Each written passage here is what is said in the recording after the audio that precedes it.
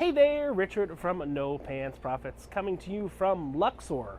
But a week and a few days later, not from Luxor, Egypt, but from Luxor in Las Vegas. And about 8 days ago, I was actually in Egypt. Yes, real Egypt, real Middle East. And, this was not planned, but I just so happened to be like 8 days after leaving Egypt. It's like, hey, Rich, you gonna go to real Luxor? So I have another video going on that's me staying up all night and just taking a layover right now. So I'm going to welcome, hey, people that are watching the layover video, but I made it to Luxor. The other Luxor, and I just got off the tram from the Excalibur, and let's talk about some of the differences in Vegas Luxor and real Egypt. One of the first ones, literally, right when you go off the tram, this is a Sphinx. It's actually a bit larger than the real Sphinx. There's 2 Sphinxes I saw in my time in Egypt, and what you'll notice it also has is Napoleon has not cut its nose off. But here's another interesting thing. Look at the headdress on the Sphinx. The headdress on the Sphinx? Yeah, King Tut. They put a King Tut headdress on the Sphinx, which is obviously not on the real Sphinx. And also really cool is they have a full obelisk right here. The nice thing is, this is not ancient Egypt. This is actually reconstructed Egypt. Now, I have not been to this hotel in, God knows, forever. I've not been to this hotel since they had a boat ride in this hotel that took you through the hotel. Now, I very well know there's no boat ride anymore.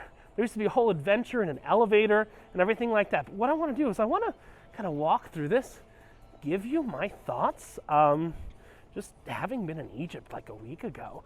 So let's go ahead. Let's do this in real time. We're literally going to walk into the Sphinx, and this is the biggest Sphinx I've ever seen with a nose, because the 2 that I've seen that are actually legitimate don't have noses. Kind of interesting fact, and I assume that is King Tutankhamun underneath. Be interesting to see if we actually have any bust or fake mummies of King Tutankhamun. I really don't know. But the entire hotel itself is actually a giant pyramid. And it's a giant pyramid that actually has a tip. I know. A pyramid with a tip? That's not an outdoor world. Yeah, if you've been to, I think it's Tennessee, this has an outdoor world, and they're advertising America's Got Talent on the side. But I mean, this pyramid feels just as big as the actual pyramids. Now, not nearly as impressive, because we know this was made with cranes and stuff like that, and Chris Angel bullshit floated on top of it, and it was just a camera trick. But yeah, sorry guys, I spoiled that. But let's just take a look. I mean, this is called the Luxor, but it really looks super friggin' Tut in nature. It's got a lot of a King Tut color scheme, if you take a look. I mean, if you've seen, we've actually done some videos inside of King Tut's tomb, and a lot of these colors and these reeds and everything like that, and all of this is very King Tut in nature overall. And in the front, we have an Anubis. Now this is I would assume the main entrance is where you take a car in, this is where you take a tram in. There are some side entrances from some other hotels, walkways and stuff like that. We got an Anubis right there. And yeah, this is very, very, very strongly Tut. But this is Luxor, not the Luxor you know. Well, I mean, maybe the Luxor you know. The Luxor I knew before I went to Vegas. And let's just kind of see what kind of shape it's in. Oh, wow. See, after going into the real Egypt, you get a whole new appreciation for these recreations. These are like perfect recreations. I mean, we saw these things in Egypt, but if you were around for Egypt, they were missing their face. They were missing different items like that, and these are perfect. I mean, these guys right here are similar to Ramses in Abu Simbel. Very similar to a Cleopatra. Well, there wasn't really any Cleopatra hieroglyphics I saw. It's Queen Nefertiti. So they've taken some artistic liberties there, so to say.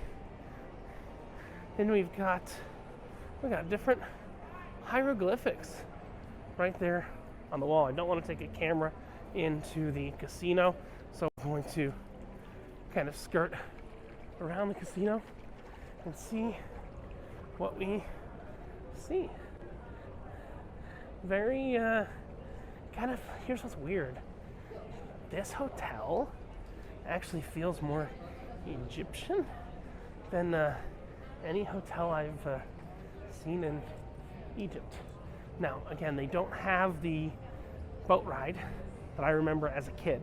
So there was a boat ride I remember as a kid. And, you know, kind of after that facade, a lot of the decoration and stuff actually kind of sort of dies out, except for at the check-in desk. I mean, this is kind of like what one of those temples would have looked like back in the day, just really well lit. The temples or any of the tombs potentially as well.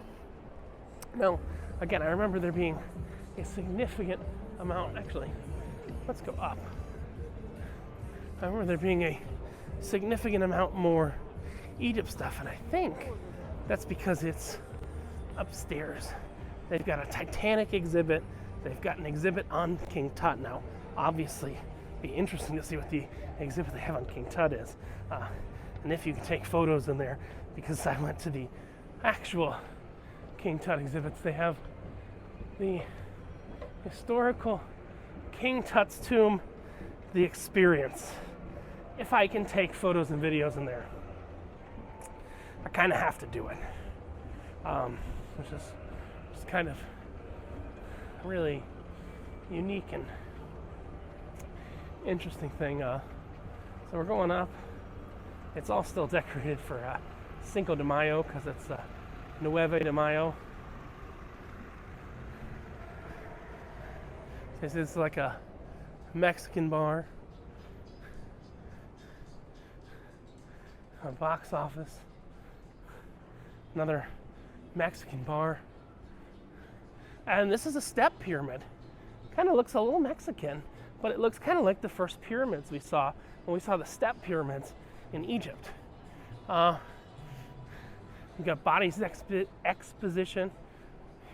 You've got Titanic, the Artifact Exposition. And you've got kind of a step pyramid. Now, this is not something, I didn't really see anything other than you'll see those levels there. Now, those levels, I did see something like that, but I mean, this pyramid in here kind of looks a lot more Mexican than it does look Egyptian. So, kind of an interesting perspective there. But you'll see, I mean, you're actually inside of a pyramid, and fortunately, if you watch any of my other videos, you can be inside a pyramid, and you don't have to duck. Another look at, this is the Sphinx that was about the size of the Sphinx in Memphis. This is kind of the first one outside, was a recreation of the original Sphinx. And this is about the size of the Sphinx that was in Memphis right here. Very super actually accurate. Kind of impressive there. And guess what? It even has its nose. They didn't have to reconstruct its nose. And you'll see they got the theater.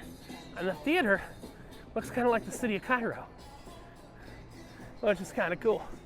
The theater here looks like the city of Cairo. And look, we've got another Sphinx right here. That's all nice and intact. I know. It's got its nose, it's got all its parts and everything like that. So, you know, it's kind of a really unique Egypt experience, except for the naked dancing ladies and the prop comic, because those fit in. Naked dancing ladies. Fantasy, the strip's biggest tease, and the prop comic. So, The prop comic is Carrot Top, so he's on at 8 and the strip show's on at 10:30. And it does look like the Titanic exhibit itself is not open. Not the Titanic exhibit, the King Tut exhibit experience is not open at this time. But here, let's take a look, because I think we saw a lot of this. Actually, no, we saw a lot of this. Now, a lot of this is in the new museum, so we didn't get to see it, but we definitely saw the sarcophagus. We were not allowed to take photos of that, but this seems to be a photo of that. These are all actually recreations of where he would keep his body and stuff like that. Not his body, his organs. The King Tut experience, virtual reality, souvenir photo. Kind of interesting. Kind of drawn in. I'm going to look it up because I want to see if this opens a little bit later. I may stick around. Yeah, they got a gift shop and everything like that.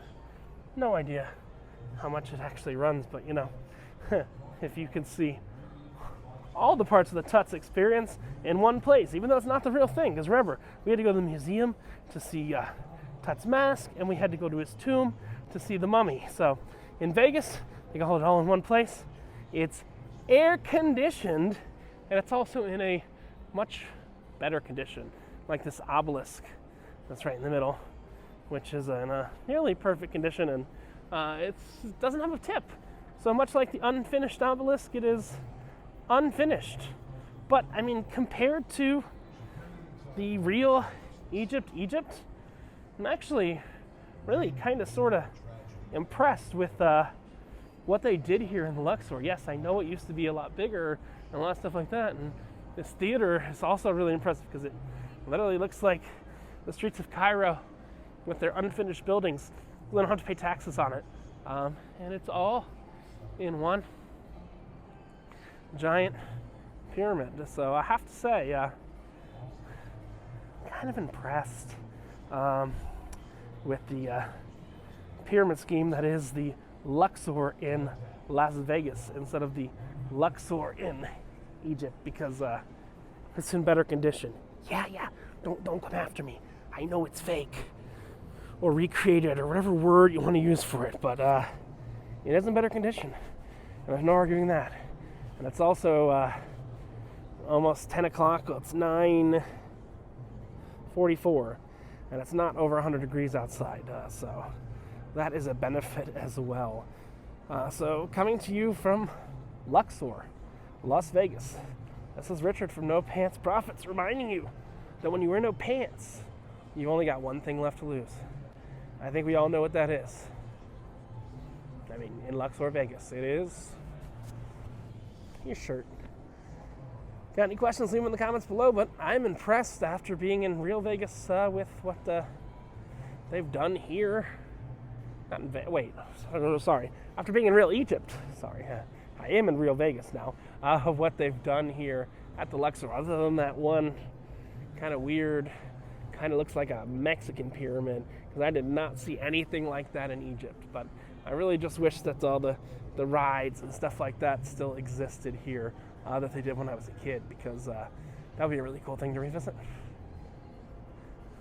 Remember, when you wear no pants, you only got one thing left to lose, and that is your shirt. Have a great one.